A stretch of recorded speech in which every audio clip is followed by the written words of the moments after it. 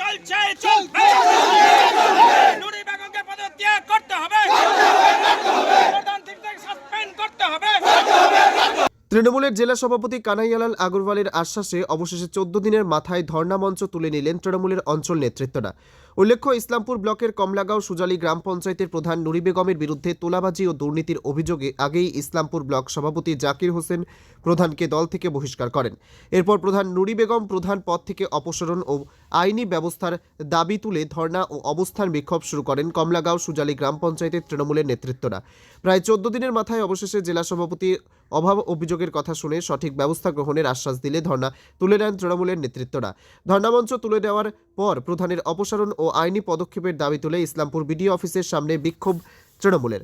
প্রায় 200 বাইক নিয়ে মিছিল করে ইসলামপুর বিডিও অফিসে সামনে উপস্থিত হন কমলাগাঁও সুজালি গ্রাম পঞ্চায়েতের তৃণমূলের নেতৃত্বদের সাথে রয়েছেন গ্রাম পঞ্চায়েত এলাকার কয়েকশো সাধারণ মানুষ।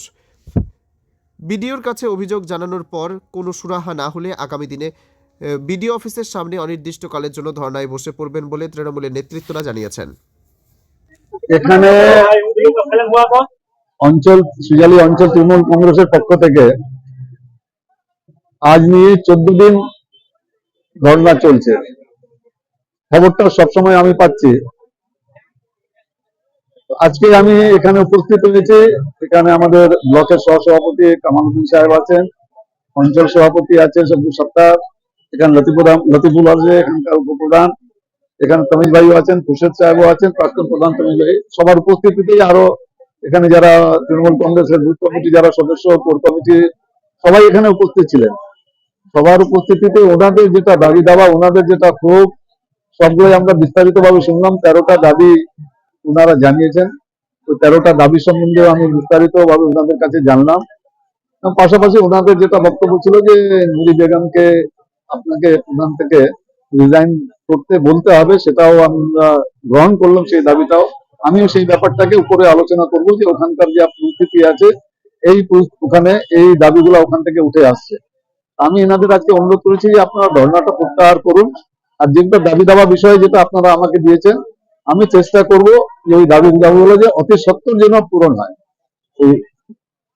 তাও অতি সত্তর বেশি আর টাইম না নিয়ে যত তাড়াতাড়ি পারি আমরা, কেন পঞ্চায়েতে অনেক কাজ থাকে। পঞ্চায়েত যদি ঠিক মতো না চলে মানুষ তো ডিপ্রাইভ হচ্ছে, মানুষ তো কাজ পাচ্ছে। এভাবে তো বেশি দিন চলতে পারে না। নিশ্চয়ই পঞ্চায়েতের কাজকর্মটাকেও সঠিকভাবে চালানোর জন্য এই যে একটা স্টেলমেট কন্ডিশন হয়েছে, এটাকে আমরা অতি সত্বর আমরা এটাকে দূর করব।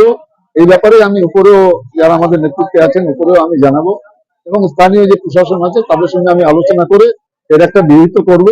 এই মেসেজটাই আপনাদের মাধ্যমে আমি সুজালির জনগণকে আমি দিতে এখানে এসেছি।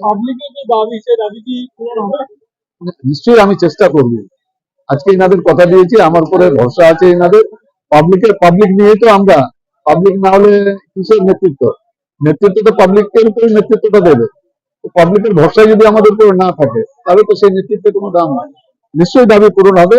ওনারা ওই অনুরোধই ওনাদের করেছি যে আমার উপরে ভরসাটা রাখুন, আমরা চেষ্টা করবো আপনাদের দাবি পূরণ করার। বিশেষ করে যে সমাজ থেকে কিন্তু পঞ্চায়েতের কাজকর্ম হচ্ছে না এবং প্রধানও আসতেছে না, তাদের কিন্তু দাবি, এখানকার জনগণের দাবি যে প্রধান নির্বাচনকে তাদের পর থেকে বছর করা হোক, তাকে পদত্যাগ করা হোক।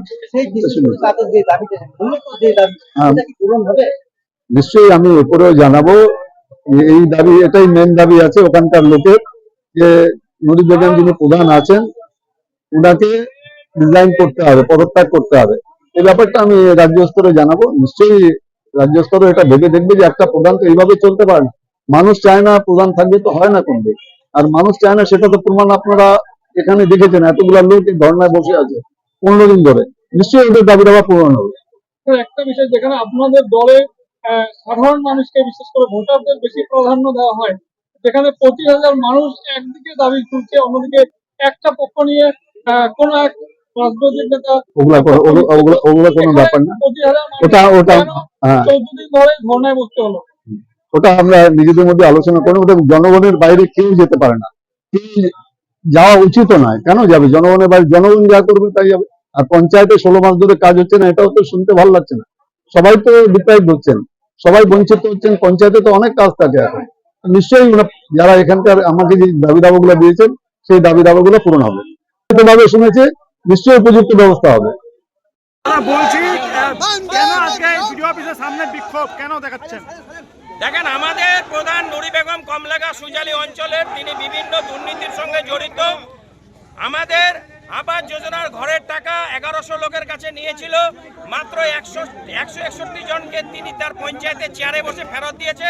939 লোক উপভোক্তা এখনো পায়নি। তিনি একটা স্কিম বারবার দেখিয়েছেন।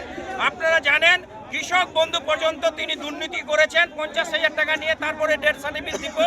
এবং অনেক রাস্তা আমাদের মাট্টিবল হয়নি, মাট্টিবলের টাকা তুলে নিয়েছেন, ড্রেনের টাকা তুলে নিয়েছেন, কোটি কোটি টাকা আত্মসাৎ করেছে সরকারি টাকা। তার প্রতিবাদে আজকে আমরা দলগত নয়, সুজালির জনগণ এই আন্দোলনটাতে সামিল হয়েছে। আজকে আমরা একটাই দাবি, সুজালির মানুষের দাবি, মানুষের স্বার্থে বিডিও ম্যাডাম যেন প্রধান কমলাগা সুজালি প্রধান নুরি বেগমকে অবিলম্বে বহিষ্কার করে এবং সাসপেন্ড করে, তার নামে এফআইআর করে, তাকে গ্রেফতার করে যেন পুলিশ। আজকে তো কানাইয়াদা গেছিল, আমাদের সিদ্ধান্ত নিয়েছি, যেমন ওখানে আমাদের 14 দিন ধর্ণা চললো। আজকে আমাদের জেলা সভাপতি ধর্ণা মঞ্চে উপস্থিত থেকে তিনি অনুরোধ করেছেন তিনি ধর্ণাটাকে তুলে নেওয়ার জন্য। আমরা তার কথা রেখেছি, ধর্ণাটাকে তুলে নিয়েছি। এখন আমাদের জেলা সভাপতির নির্দেশে এবং কথা মতো সুজালি জনগণের নির্দেশে আমরা আজকে বিডিও ম্যাডামের কাছে কিছু আমাদের দাবি যে আছে সেই দাবিগুলোর সম্মুখীন আমরা বিডিও ম্যাডামকে জানতে চাই এবং বিডিও ম্যাডাম যেন তার দুর্নীতির এফআইআর করে তাকে বহিষ্কার করা হয়। উনি আপনাদের মিডিয়ার মাধ্যমে যে 161 জন ঘরের টাকা যে নিয়েছিল কাটমনি, সে রিফান্ড করেছে পঞ্চায়েতে বসে রবিবারের দিন। তা সত্ত্বেও বিডিও সাহেব এখনো পর্যন্ত তাকে কেন সাসপেন্ড করছে না, সেটা বিডিও সাহেবের কাছে আমরা জবাব নিব। তারপরে হলো আবাস যোজনা ঘরের টাকা থেকে আমাদের সুজালি অঞ্চলের পঞ্চায়েতের যে রাস্তাঘাটের টাকা কাজ করেনি টাকা তুললো, কিভাবে তুললো, কেন তুলতে দিল না বিডিও সাহেব, কেন ওটাকে সার্ভে করলো না, চেকিং করলো না। আমার ওখানে যে একটা যে উনার এক্সিকিউটিভ আছে বাবলু, উনিও দেখলো না। ওখানকার ইঞ্জিনিয়ার আমাদের পঞ্চায়েতে কতগুলা মানে কি 2022 থেকে 2023 যে 1 সালে যে ঘোটালা করেছে তো মোটামুটি 10 বছর ধরে, কিন্তু 22 আর 23 যা ঘোটালা করেছে কোনো কাজ করেনি, শুধু পঞ্চায়েতের টাকাটা তুলেছে। সেই জন্য বিডিও সাহেবের কাছে আমাদের দাবি, তো অবিলম্বে তাকে যেন সাসপেন্ড করে প্রধানশিপ থেকে তাকে রিজাইন দেওয়া। দেখা হলো বিডিও সাহেব? না, এখনো পর্যন্ত দেখা হয়নি। আমরা বাইরে এসেছি, সুজালি অঞ্চলের প্রায় 4 থেকে 500 মোটরসাইকেল নিয়ে আসে, 1000-1200 মানুষ এখানে এসেছে। যদি অবিলম্বে তাকে সাসপেন্ড না করে তাহলে আমরা আগে যে প্ল্যানিং করে আপনার বিডিও সাহেবের অফিসের সামনে আমরা ধর্নায় বসে যাব। সুজালির 5 থেকে 10,000 মানুষ নিয়েছে, আমরা এখানে ধর্নায় বসে যাব। এইখানে বসলে তো অনির্দিষ্টকালের হবে, যতক্ষণ পর্যন্ত আমরা ফেসলা না পাচ্ছি। মূল দাবি কি থাকছে তাহলে আজকে যে মূল দাবি আপনার? দুর্নীতি, সমস্ত দুর্নীতি, পঞ্চায়েতের দুর্নীতি তদন্ত করে, একটা তদন্ত কমিটি করে, দুর্নীতি যেগুলো হচ্ছে দুর্নীতির বিরুদ্ধে একটা ইনকোয়ারি করে, তাদের দুষ্টম মতো শাস্তি দেওয়া হোক, আর প্রধানকে বহিষ্কার করা হোক এবং দুর্নীতির জন্য তার নামে এফআইআর করা হোক। প্রধানের যে বিরুদ্ধে যে অভিযোগগুলো, সেই অভিযোগগুলো নিয়ে আজকে আপনারা আসছেন ভিডিওর সাথে দেখা করতে, কি বলবেন? দেখেন, বিডিও সাহেব আমাদের প্রধান সাহেবকে ডেকেছিল এখানে। উনি যেহেতু আবাস যোজনার টাকা নিজের হাতে আমাদের পঞ্চায়েত অফিসে ফেরত দিয়েছেন 161 জনকে, এখন অন্য 39 জন বাকি আছে, ওরা ধর্নায় আসে বসে। আজকে আমাদের জেলা প্রেসিডেন্ট কানাইয়াদা গেছিল ওখানে, বললো যে ধর্নাটা তুলে নেন, কিছু আশ্বাস দিল। তারপরে বিডিও সাহেব আজকে আমরা দেখা করবো, আপনারা দেখতে পাচ্ছেন এখানে কত মানুষ আছে। উনি যেহেতু কিছু স্কিমের টাকা তুলে নিয়েছেন, স্কিম না করে একটা কাজে দুবার করে দেখিয়েছে, টাকা তুলে নিয়েছে, কি করে তুললো আমরা চাইছি যে তদন্ত হোক। আর আমাদের যে পাবলিক সুজালি অঞ্চলের জনগণের যে দাবি, তাড়াতাড়ি প্রধানকে প্রধানশিপ থেকে খারিজ করো এবং সাসপেন্ড করা হোক। বলছি, ওই বোর্ডের তো আপনি উপপ্রধান নাকি?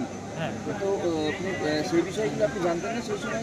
না, দেখেন, ওটা আমরা কিছু লোক বলেছিলাম যে এগুলা অন্যায় হচ্ছে, আবাস যোজনার টাকা নেবেন না, কিছু দুর্নীতি উনি তো নিজেই করে নিতেন, আমাদেরকে ডাকতেন না, সব তো ওখানে করে নিত, ওখানে নিজেই করে নিত ওরা। কি নাম আপনার? লতিফুল রহমান।